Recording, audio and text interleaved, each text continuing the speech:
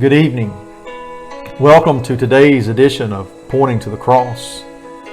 Tonight's topic, a matter of perspective. And boy, does it matter. There's an old story that goes like this.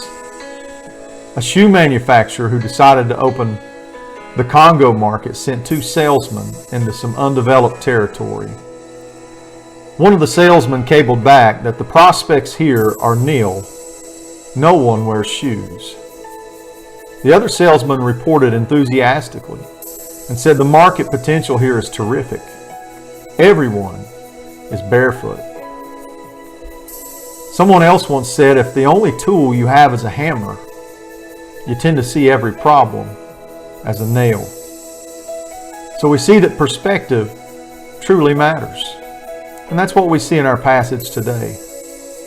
Numbers 13, verse 31 through 33 says, But the men who had gone up with him said, We are not able to go up against the people, for they are stronger than we.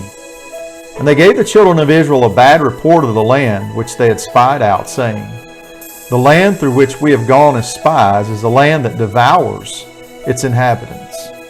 And all the people whom we saw in it are men of great stature.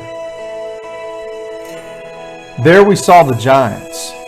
The descendants of Anak came from the giants, and we were like grasshoppers in our own sight, and so we were in their sight. Moses had sent 12 spies into the promised land on a reconnaissance mission.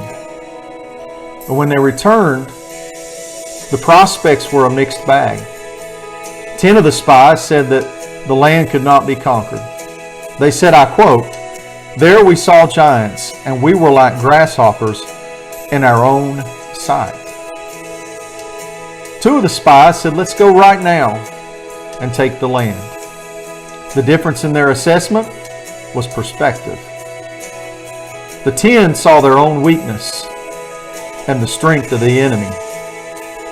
Caleb and Joshua saw an opportunity for God to achieve victory. Just like the story of David, the men of Israel saw a giant that could not be defeated. But David saw a target that was so big that he knew he couldn't miss. In our lives, we have to keep the right perspective. Instead of focusing on the obstacles in your life right now, focus on God and His power to deliver you. Thank you for joining, and we'll see you next time on Pointing to the Cross.